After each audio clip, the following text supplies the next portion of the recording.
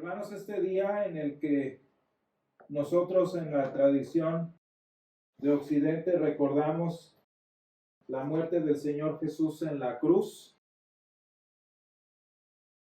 es importante que sepamos y que entendamos lo trascendente que fue este día en muchos aspectos, lo inigualable que fue este día en varios de las áreas de la vida cristiana, de la vida humana, incluso de la creación. Y hermanos, este día tan difícil fue lo que sucedió en esa cruz que la gente ni se dio cuenta. Que en su ignorancia, en su pecado, en su ceguera espiritual, la gente ni se enteró de lo que sucedía en aquella cruz. Qué triste y qué importante que lo que la gente que había escuchado de esto toda su vida, que la gente que había sabido de esto desde su niñez, ni enterados estuvieran. ¿Cómo es posible, decimos nosotros, que hasta la creación de Dios supo lo que estaba sucediendo? Hermanos, los evangelios nos dicen que mientras Jesús estuvo en la cruz, la tierra fue cubierta por una oscuridad sobrenatural, la misma oscuridad que cubrió Egipto el día de la Pascua. Tal era la aberración del pecado que en este caso estaba golpeando al Señor Jesús, que ni el sol dio su luz de manera natural. Y hermanos, tan triste fue que la creación vio a su autor muriendo en esa cruz, que la Escritura también nos refiere que hubo un terremoto sin razón alguna en una región que no es sísmica. Y sin embargo, vean cómo para las personas una situación que hasta la creación entendió, se les volvió irrelevante, como a nosotros nos es muchas veces irrelevante lo que Jesús hizo en la cruz. El pasaje de hoy, hermanos, empieza cuando Pilato, como gobernador de la región, está buscando formas de deshacerse de Jesús sin mancharse las manos. Y todo el versículo, desde el versículo 28 del capítulo 18 hasta la mitad del versículo 19, vemos que Pilato trata de deshacerse de Jesús. Y qué vergüenza que hasta un pagano, qué vergüenza que hasta un incrédulo fue más consciente de lo que estaba pasando que el mismo pueblo de Dios. Y hermanos, esta condición nos la explica el autor a los Hebreos cuando dice en Hebreos 4, hablando de esta gente, dice: fíjense, si oyereis hoy su voz, no endurezcáis vuestros corazones. ¿Qué es lo que estaba pasando en aquel día? Dice: procuremos pues entrar en aquel reposo. Es la interpretación que nos da el autor a los Hebreos. Procuremos pues entrar en aquel reposo para que ninguno caiga en semejante ejemplo de desobediencia. ¿De quiénes se está hablando aquí? Está hablando del pueblo de Israel, que teniendo al Salvador entre ellos, al Mesías prometido, no lo entendieron. Y hermanos, esta es la condición muchas veces del cristiano, que de una manera u otra se olvida de quién es el Señor y de lo que el Señor hace en su vida. Y dice, fíjense, si leemos de regreso en San Juan 19, nos describe aquí la forma en la que Jesús primero fue golpeado, Pilato quiso deshacerse de él, pero después lo golpeó para querer sacarlo, y lo sacan y le dicen: crucifícalo. Y vean qué vergüenza para el propio pueblo. Dice: no tenemos más rey que César.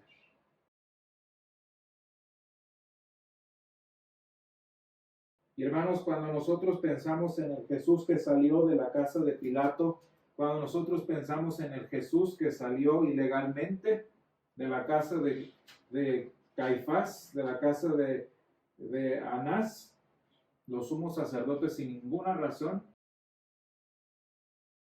fíjense cómo Jesús sale con una corona de espinas. ¿Recuerdan ustedes si sale Jesús también vestido con púrpura? La vestidura de los reyes. Y sin embargo, ¿qué sucede? ¿Ustedes creen que el pueblo de Israel lo consideraba rey?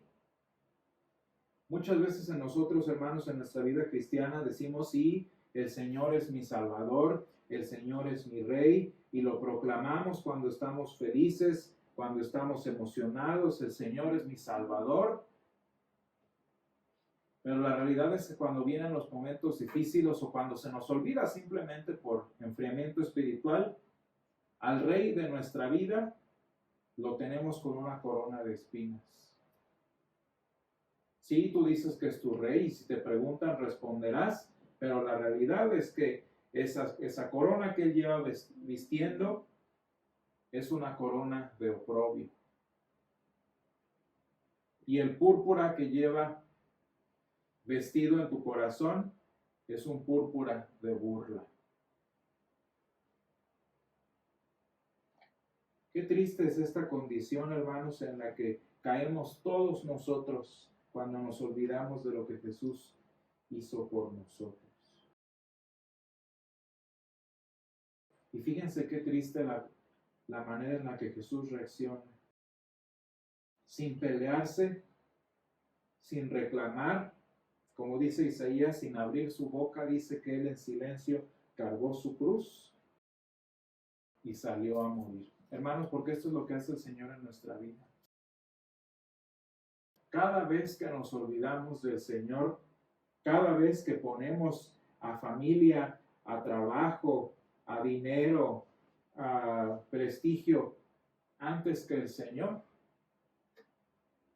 ojalá el Señor nos reclamara para darnos cuenta.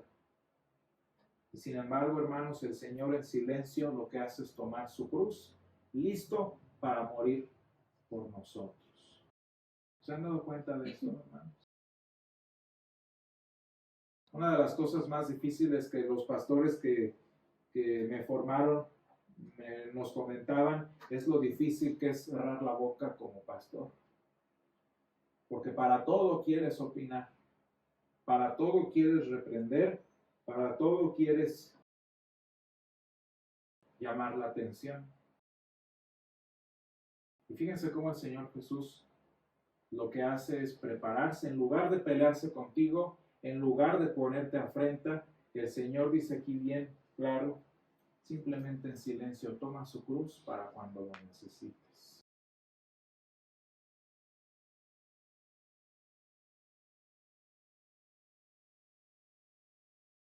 Y dice el versículo 18 que allí lo crucificaron.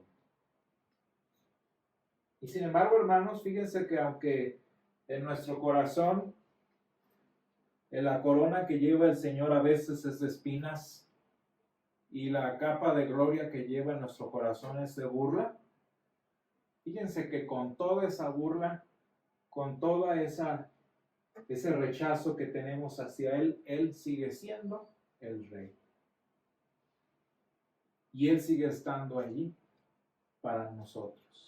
Quiero que leamos la descripción que nos da el profeta Isaías en este pasaje tan hermoso sobre lo que fue Jesús.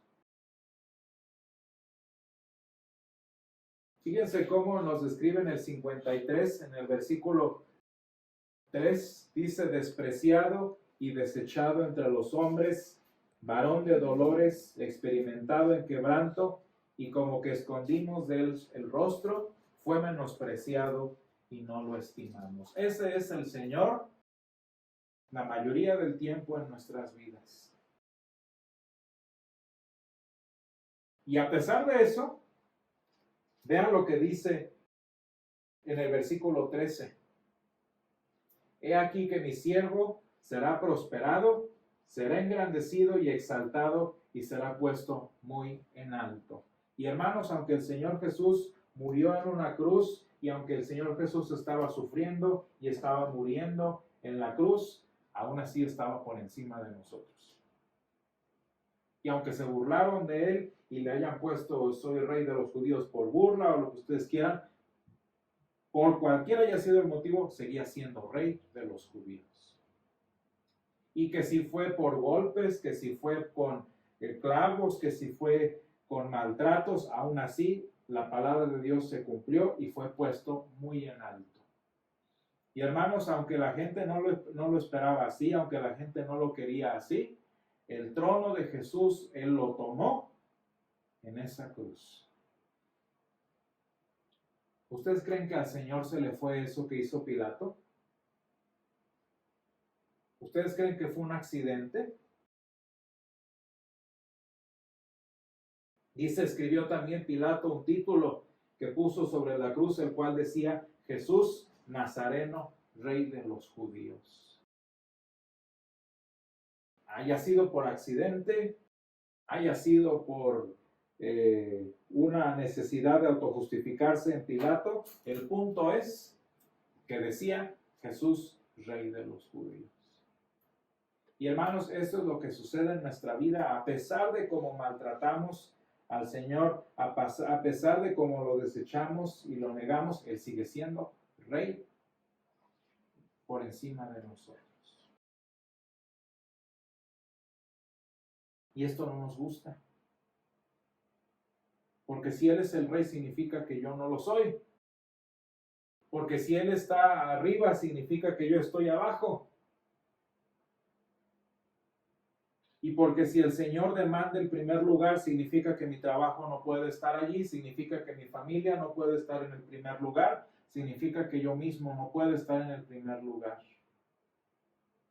Y a nosotros no nos gusta. Y fíjense qué hipócritas luego los sacerdotes dicen, no escribas rey de los judíos, más bien pone que él dijo, soy rey de los judíos. Y así le hacemos nosotros, hermanos, muchas veces. Así nos comportamos. No, sí es el rey y todo, pero yo soy el rey en mi corazón. Y sí, soy cristiano y todo, pero si el domingo de resurrección, por ejemplo, tengo una comida con mi familia, me voy con la familia. O que si me ofrecen un trabajo los domingos de tal a tal hora, sí, el Señor es mi Rey soberano, mi gozo es cantar su lado, pero el trabajo primero.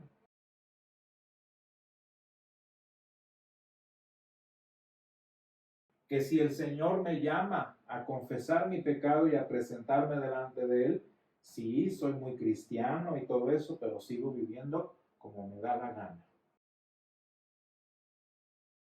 No, mejor no le pongas, le dijeron a Poncio Pilatos, mejor no lo pongas, di que él decía, pero que no es. Y sin embargo, querramos o no, Jesús fue coronado Rey de los judíos.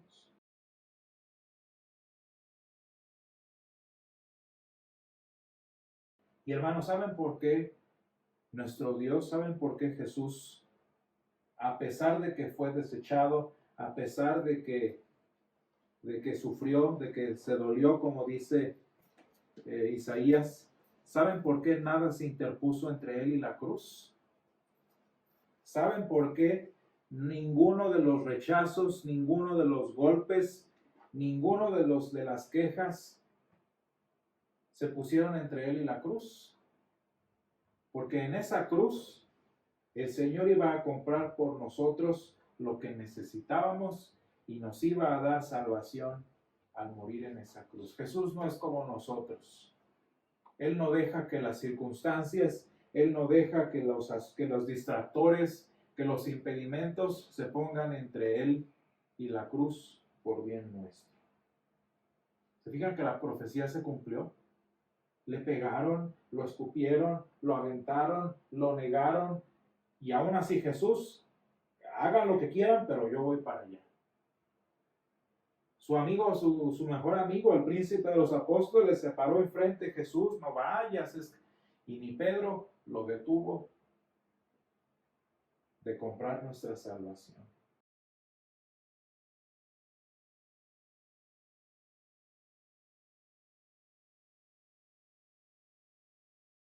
Qué bonito que el Señor, como dice Isaías 53:11, el Señor vio el fruto de la aflicción, porque eso es lo que el Señor quiere ver en nuestra vida. Hermanos, muchas personas se enojan y dicen, es que ¿por qué siempre hablando, siempre del pecado y que del arrepentimiento? ¿Por qué tanto de eso si la Biblia habla de tantas cosas bonitas? Para que te acuerdes que si estás aquí hoy no es porque te lo merezcas, no es porque tú seas el primer lugar, no es porque lo hayas hecho bien, sino porque Jesús tuvo su cruz en sus ojos y nada lo distrajo de ella. Jesús no es como nosotros. El amor de Jesús por nosotros, hermanos, es verdadero y es completo. Y nada de lo que le pasó en su vida, de lo que él quiso, de lo que él hubiera preferido, se interpuso entre él y nuestra salvación. Y ese es el problema que hemos visto que hay en nuestro corazón. A final de cuentas terminó siendo rey, porque no para ganarnos, no para probar que nosotros estábamos mal, sino porque eso era lo que necesitábamos. Y haz lo que quieras, pero yo tengo que reinar en tu vida porque eso es lo que necesitas. Y por eso, hermanos, la iglesia, la palabra de Dios nos llama siempre a predicar el perdón de pecados, porque esa es la manera en la que quitas de en medio todo lo que te estorba, todo lo que te separa del Señor. Que si me siento muy digno, que Dios me bendice porque soy una persona muy capaz, que si me siento muy digno porque soy un buen cristiano, porque soy hijo de pastor, o en mi caso porque soy el pastor. Si tú estás aquí es porque Jesús te amó, porque nada se interpuso entre su cruz y tu salvación. Porque Él no es como nosotros. Por eso hablamos del perdón de pecados, porque Él es el que perdona y nosotros los perdonados. Porque Él es el que está arriba, como dice Isaías, y nosotros los que estamos abajo. Porque Él es el rey de nuestra vida y nosotros sus súbditos. No porque Él sea más grande, no porque Él sea mejor, que sí lo es, sino porque eso es lo que nosotros necesitamos. Y hermanos, por eso la iglesia está todos los días, dale y dale con el perdón de pecados, con la absolución, con el sacramento, con la palabra de Dios, porque el Señor necesita, por amor a nosotros, quitar de en medio todo lo que nos estorba, todo nuestro rechazo, todos nuestros golpes, nuestras pedradas, para que lleguemos a la cruz de nuestra salvación.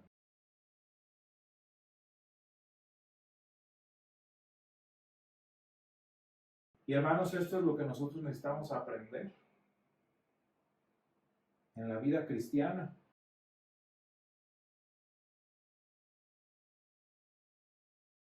Vean ustedes lo importante entonces. Necesitamos recordar que el que yo esté hoy aquí es porque Jesús llegó a su cruz.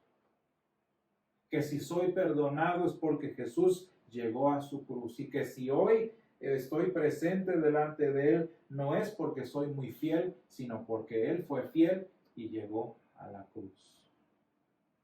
Y dice el versículo 4 de Isaías 53, ciertamente llevó Él nuestras enfermedades y sufrió nuestros dolores, y nosotros le tuvimos por azotado, por herido de Dios y abatido. Y esto es necesario que lo sepamos. Necesitas escucharlo. Necesitas saberlo.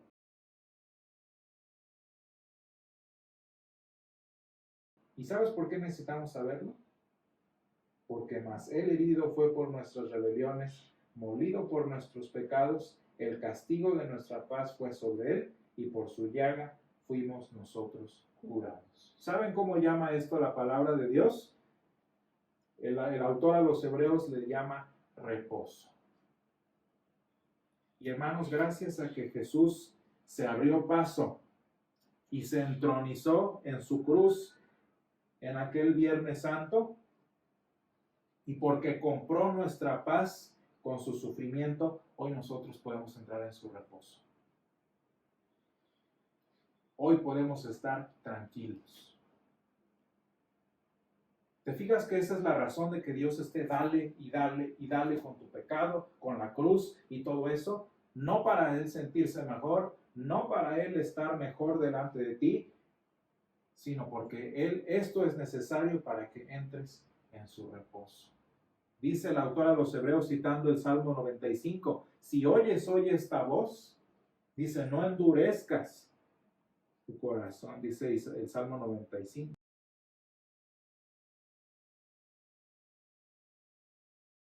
Este es el reposo que el Señor nos da. ¿Se han puesto a pensar cómo pasó la noche de jueves a viernes el Señor? Yo estuve en la casa de Caifás y se ven los grilletes en donde amarraban de forma ilegal a los presos. ¿Qué tenía que hacer los presos en la casa del sumo sacerdote? Pues ahí estaban. Son unas cavernas y ahí se ve en donde Jesús estuvo amarrado, donde lo golpearon. Ahí está, todavía. Y Jesús pasó todo eso para que nosotros, aunque lo golpemos, para que nosotros, aunque lo desechemos, para que nosotros, aunque nos burlemos de su señorío en nosotros, podamos estar en su reposo. Y Jesús nos ha prometido, hermanos, en todo este tiempo, nos lo prometió ayer en el nuevo pacto, que Él va a soportar todos estos oprobios, Él va a soportar todos estos golpes, todas estas latigazos, para que nosotros podamos perdurar en su reposo. Y hermanos, esto es amor. Esto se llama amor. Y Él está dispuesto a sufrir estos rechazos de nuestra parte para que nosotros podamos recibir el reposo que compró para nosotros. Eso es amor, hermanos, y ese es el amor con el que Jesús nos amó. Y hermanos, que en este día tan importante en el que el negro nos recuerda la abundancia del pecado que cubrió al sol, que cubrió al Señor que es luz, nos recuerde de dónde venimos, nos recuerde cuánto nos amó el Señor, y que este negro no sea de vergüenza, sino sea el símbolo de nuestro reposo en Cristo Jesús.